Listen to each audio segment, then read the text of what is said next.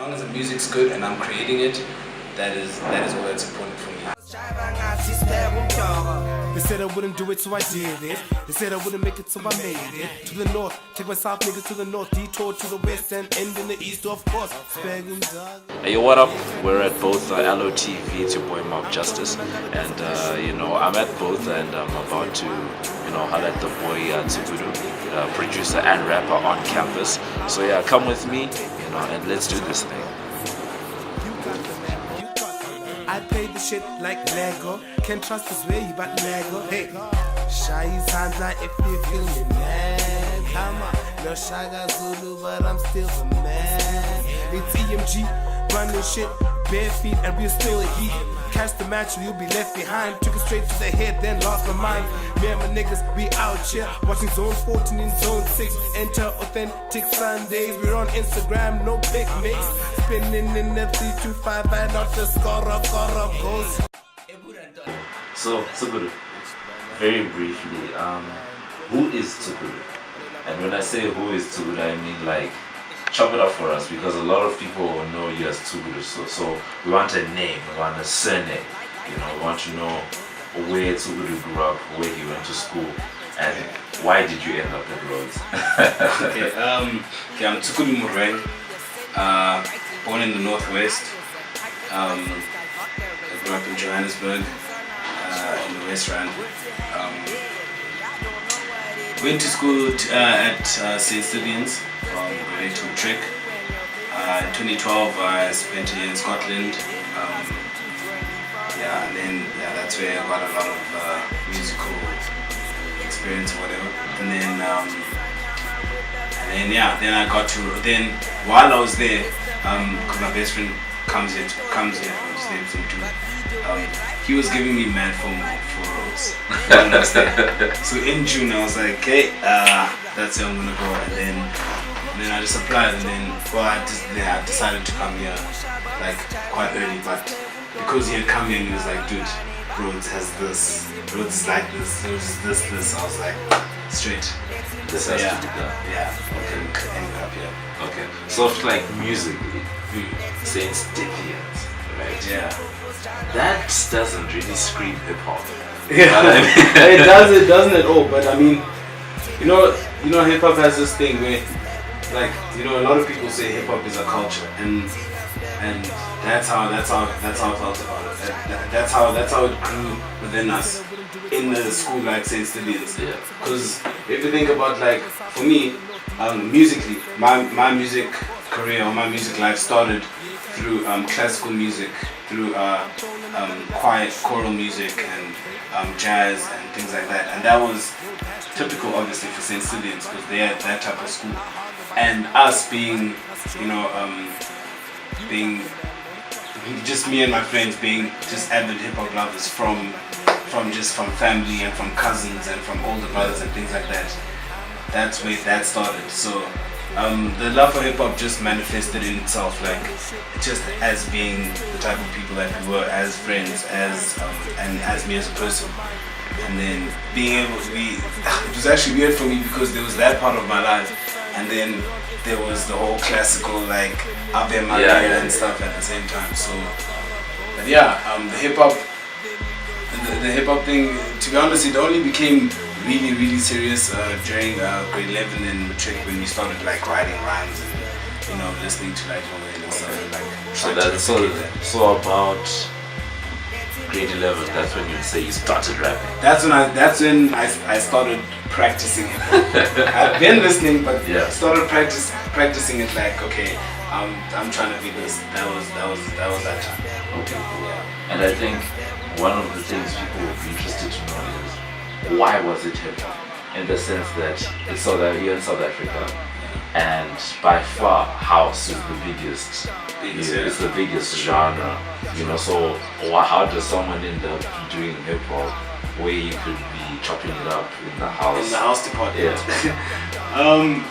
Just as I said, it was mainly influences, like my family, my older cousins, and my older cousins are like older cousins, they're like 10 years old.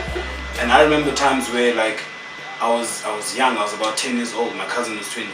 He like I'd be at his place, like in his room, and he'd be bumping like Tupac and Biggie, and he used to sit me down and be like, yo dude, there's this beef and this is happening, and listen to this song, he's talking about this, and listen to this.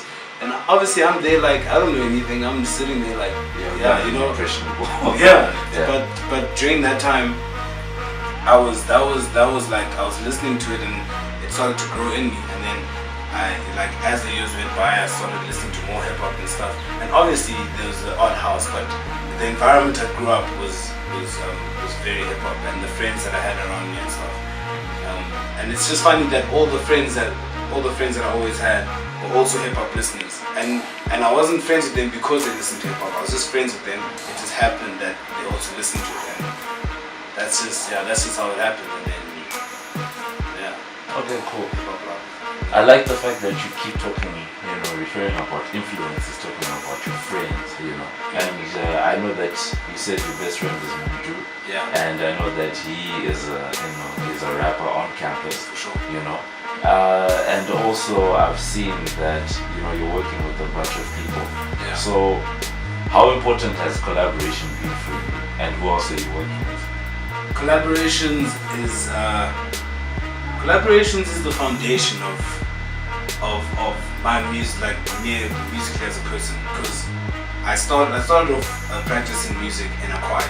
Yeah. So that in itself is a collaboration. So you're already in a group. I'm already in a group, and then from then I went into chamber choir, where just 16 of us, and us as a collective, as a collaboration, toured to South America, toured to Cape Town, did national competitions in Durban, things like that, and that was a collaboration. At no point during like any of these 5 years was I ever working by myself musically. Yeah. So I guess that's how it started. And actually, it's funny that you asked, because Umdogo was then during those times also. So while I was in choir, he was there. While I was in chamber choir, he was there. We actually went into it in the same year. Yeah. And then with that, because we did that and we were also rapping like in our lectures in high school. So then we were rapping together also, you see, and that's how the collaboration started. Like we used to, like, what we used to do is in our rooms we used to like make music, like we used to like get beats and then write down lyrics and stuff like that, and then like with that we used to record the songs as a group. So at no point will we like just Tsukudu on this beat, just me. Like you guys aren't allowed to be on it. We used to get like beats and repeat them, and 8 of us would be on that. So that's how essentially how it started. And then also when I was overseas, Umdogo, as I was saying, like Umdogo would record here in Grahamstown, email me his vocal, and then I'd put on the track, mix it, and then that would be the track. So yeah, that's in terms of collab, it's a very important part of my musical journey, because that's how it's always been, and that's how it is still now in terms of Elastic SA and Elastic Band as a whole. I actually think it's a very interesting approach, because we're increasingly living in a world where people feel like they can do it on their own, make it on their own, you're not doing it on this. So I think it's very good. So in terms of that, who else is Elastic SA? Yeah, so basically Elastic SA is a product of Elastic Band, which started with me and Umdogo as a rap duo. Elastic SA now is actually Elastic Music Group, which consists of me as a artist and producer, Umdogo as a rapper, Iblameleezy, who is based in Johannesburg, Vuyo, who's based in Cape Town. She's a vocalist. We call her the first lady. She's the only female, obviously. And then we have like other administrators / like partners. Like Mandla, who's also a sort of producer, but he takes care of quite a lot of work in terms of marketing and stuff like that. We've got Kulani, who's also at Rhodes. We've also got a cover artist, a graphic designer called Sia, who's based in Johannesburg. And then we have like other friends of EMD that always help us with everything we do, like cousins like Nao, and just shout out to all these people. Like just in case you don't know them. But yeah, so we have we basically, I think we're about a group of 8. 8. And yeah, and that's basically what it is now. So it's sort of like a label situation, I like to call it. The way I'm seeing it, you know, a lot of the influence has had to do with the fact that you're in a group, you've always been, you know, in a collaborative environment, you know, that sort of thing. But, you know, doing some research on you and from the things that you've said, you know, I know that you've gone on tour in Brazil, and I know that you spent about a year in Scotland. And it sounds to me like when you were a choir member, you used to tour a lot. Yeah. You know, going to different places, yeah, for sure. You know, that sort of thing. So then how important has that been to you as a producer, you know, the different environments, the different, you know, places you've been to? I think that's a brilliant question. You see, the main part about me as a producer is that I'm very focused on melodies and harmonies and the actual sound of the music. And a lot of where I got that from is being able to have all those experiences. Like, for example, when we went to tour to Brazil, we sang at this cathedral. It was in Rio. I forgot what it was called. It was quite a while ago. But when we were at this cathedral, our choir master said that you need to, when you're singing, you shouldn't listen to how your voice sounds when it's coming out of your mouth. You have to listen to the sound that's coming out of the group, bouncing back from the wall. So basically the acoustics. Yeah. And that's what you need to be focusing on, because that's what they're listening to. And that was it might sound weird, but that was important to me, because when I'm producing, I have to think, okay, I can't think of it systematically. Like, okay, drums need to go here. Okay, I need to put this guitar here. Okay, now synths, now I can put in the chords. I have to think like, okay, this person is gonna sit down and he's gonna play this song, right? How do I want the sound of the music to appear to that person? So, you know, so it can evoke the type of emotions that it should invoke as a good musical piece or a good production. So that's why it's important, because it's directed how I approach my productions.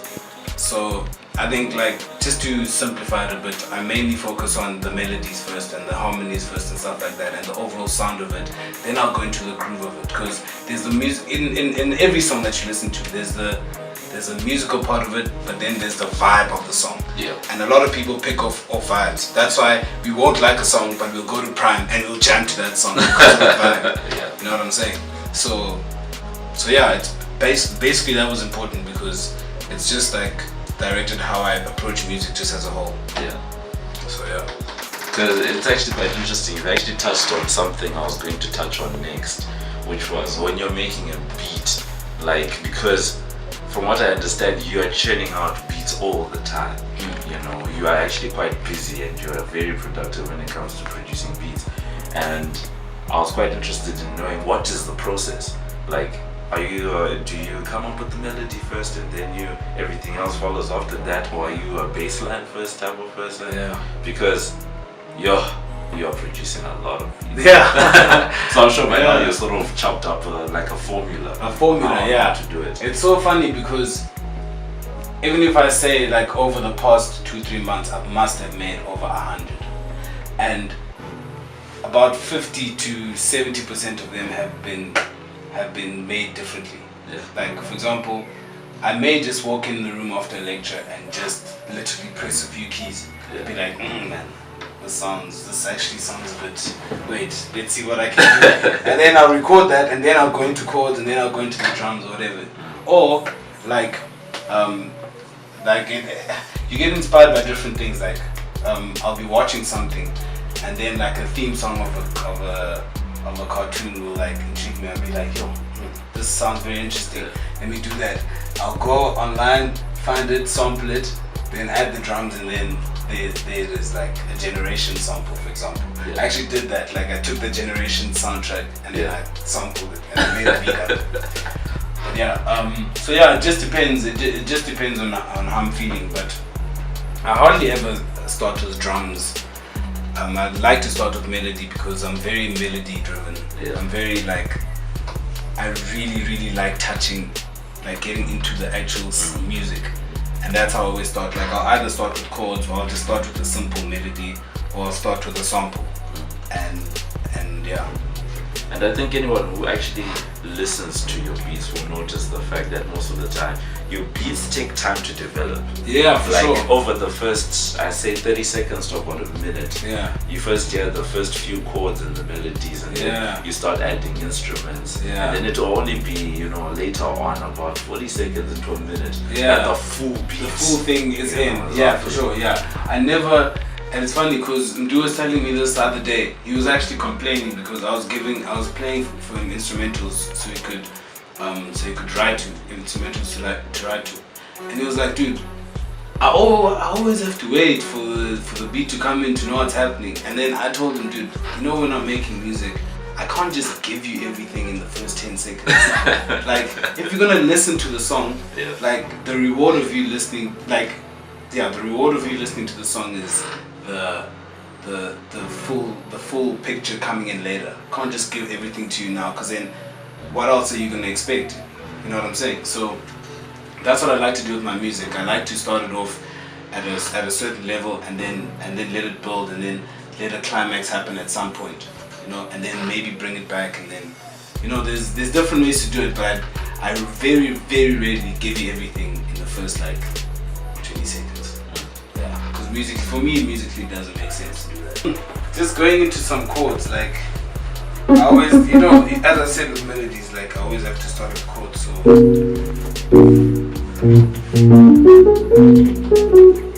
I'll just listen to what I can do, or I'll just like, and then I'll just press shit and then get the metronome on. Yeah. And then I get a little melody going, and then that's how I start. I'm not gonna give off my my process, but yeah. But I normally just like, I'll spend hours just like playing stuff, like I'll just play like chords and be like, okay, that sounds something that I could use. It will never sound good like as I start, but as I keep playing around, it turns into the stuff that you guys listen to on SoundCloud and stuff. So yeah. So do you actually know how to play like a proper piano, or have you just learned how to use a keyboard for the process? I've never had a single piano lesson. I don't even like, I don't like music theory. I think I got to like grade 5. Yeah. But I just learned how to I just play by ear. So sometimes I'll build chords on the program, or I'll just play, and then if it happens to work out, and then it works out. But in terms of like being able to play like a Beethoven piece, no, I cannot do that. But I can generally play chords, and I generally like teach myself chords, especially for live performances. Like I'll play the rest of the instrumental, and then all the chords that happen in the song, I'll play those. So then I just learn this a chord progression, and then I'll play them. So yeah. It's actually quite a deep process that you go through. So like how long, because I heard that you usually make about 2 or 3 beats, so then how long does one take you to make, do you think, on average? On average? Yeah. About 30 to 40 minutes. But like in 30 to 40 minutes it will be finished. Less than an hour? Yeah, in less than an hour it will be finished. I've hung out with a lot of producers, and I know that's quick. Yeah. That's really quick. And you're starting from scratch most of the time. Yeah, for sure. Yeah. Normally when I get into sampling, like depending on how much I sample, like if I'll go into sampling, that'll be quicker. So because that's the foundation of the song done. I just have to add drums, I just have to mix it, and then it's finished. But when I get into like originals, like with melodies and chords and bass and stuff like that, that takes me a bit longer because I have to create everything, and that will take about maybe 40 minutes to an hour. Okay. So do you have anything you want to maybe sample or play for us? Maybe one of your favorites. That touching piece, the one that sits close to your heart. Yeah, for sure. I'll play you. Okay, there's two songs. The one is the general favorite that everyone likes, and then there's the one that I really like. Like your personal favorite. Yeah. So I'll play my personal favorite, which is this one. And this one actually started from a sample. This is from FK Twigs. A friend of mine introduced me to FK Twigs, and then I just downloaded their new album, and I listened to the song and I was like, what? No, yes, I have to. So then I took the song, I sampled it, played around with it, and then it became this.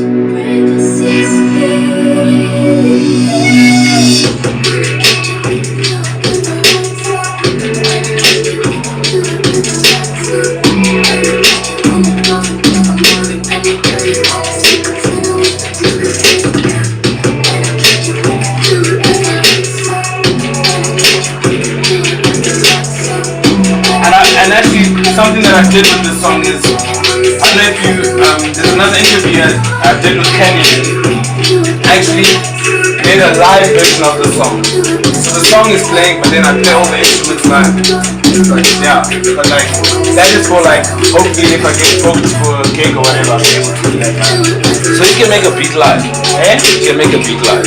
I could, but then the listening process, for you it would suck, because you have to listen to me edit everything and play everything and repetition. But for me it's obviously fun because I'm creative. Yeah, like being able to make a beat live is like, that is now next level. That's what I'm hoping to get to, because then I won't have to. One thing about creating instrumentals is the repetition. Yeah, because you're always repeating. You have to listen to 30 seconds over and over and over again, because you have to make it work. So if I can do that live without having to repeat like the loop the whole time, that's when I know that I'm where I need to be.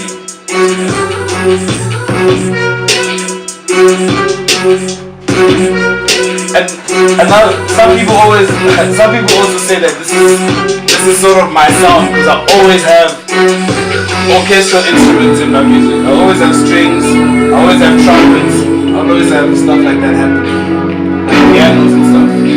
So they say that's Tsukudu style. So yeah, that's that song. I don't know if you want me to play The Way You Looked. Yeah, but you definitely need to play The Way I Looked. That's my personal favorite. Okay, I'll play this. This one, I don't know if I should talk while the song is playing, but this song actually, 3 AM EP is actually sort of like it's a conceptual project, right? What it's about is that like 3 AM is known as, I don't know if you know, but like generally 3 AM is known as a dark hour, right? And for me, I have this thing where like I'm always up at 3, like when I'm sleeping, I always be up at 3 thinking about something so hectic. So these 5 songs are basically 5 thoughts that I've had during this time. Yeah. So The Way You Look, for example, is the first song. Like here I'm thinking about a person that I saw. So it's basically like when I was making this, I was thinking, while I was making it, I was thinking about someone that I saw that day and had a really good conversation with. And the thought of that came back to me at 3 AM. So then I was like, dude, this is what I'm gonna call it. Yeah. So then, yeah, it's basically just like every song is a story. Like when you listen to the music, you're thinking about something while you're listening to it. Which is also why there's not a lot of lyrics in this whole project, because you can put your own thoughts and your own lyrics into the music that's happening. So yeah. Okay, cool. So in terms of the actual production, because I've already seen you've spoken about the melodies, harmonies, like what your process is, and I know that you are a sound tech student. Yeah. Like, how important has that sort of academic base been? Because I know a lot of the time people don't really enjoy what it is they do at school, and then other people are really good just by observation. Yeah. And I feel like you've had like an experience of both. Mm. So how's it been for you? It was very important that I did that actually, because most of what I know now was learned throughout doing soundcheck last year. Because like a lot of what I was doing before that was through learning, and obviously, as you said, observation and tutorials and just watching other people do it and things like that. But then what soundcheck gave me was the actual like theory. You know what I'm saying? Like it gave me like the actual like tools to be able to do what I can do now. Like in terms of like before soundcheck, for example, I knew how to make instruments do different things, just like sonically, how to make them sound clearer, or how to make them move from one place to another, or how to be in different places at different times, like during the chorus and and how to like do things with voices also, like instead of just having a plain voice, like compress the vocals and how to mix the vocals and put ad-libs in the right places so it sounds like the guy's rapping here, and his ad-libs are behind him. You know what I'm saying? And that was and the only reason I know how to do all of that is because of soundcheck, because that's basically what soundcheck does. It gives you the nitty-gritty of sound engineering, because essentially sound engineering is 80% of what we listen to. Like in terms of like, for example, some songs that we know will be engineered for about a month, maybe, or 2 months, because it takes 30 minutes to record a song, but to actually engineer a song so we can listen to it takes months, even maybe a year for professional songs or whatever. So being able to do that gave me the ability to engineer music by myself, so I'm able to publish good quality music, and that's what Lost gave me. Okay, yeah, that's dope. So I guess just to end things off, because we've been through a lot. We've been through quite a bit. So for people that want to know, want to maybe contact, Tsukudu, maybe want to audition, join, work with Elastic SA, people that want to get your mixes, or just want to book you guys, where can people find you guys? People can definitely find us on SoundCloud, and that is SoundCloud Elastic SA, or you can go onto SoundCloud and search Elastic Music Group and you'll find us. And then the links to all the mixtapes and all the music that we've done and everything is on that page. So the links are on that page. And then in terms of like finding us or getting into contact with us, you can find me on Twitter or Facebook at Tsukudu, and my email address and all of that is there. Okay. So sure. Very last question. This was just talking to you. We've spoken a lot about production and music and all that stuff.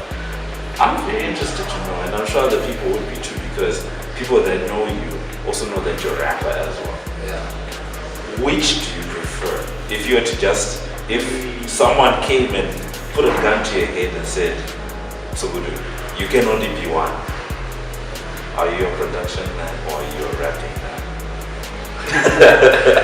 It's a tough question. That is a tough question.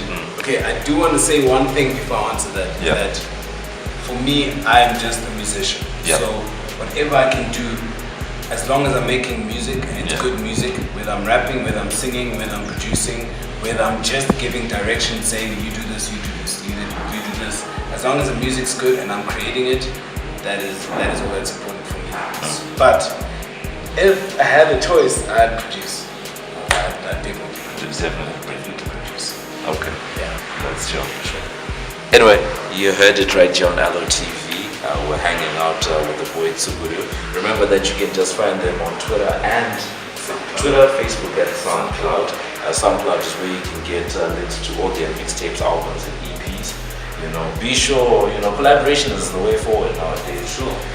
So if you're sitting in your room, you've got some rhymes, or you've got some rough beats and you want some pointers, this is a man, his door's always open, and you can already see he's got the passion. So keep it locked. This was, introspection of Tsukudu. Keep it locked. LOTv.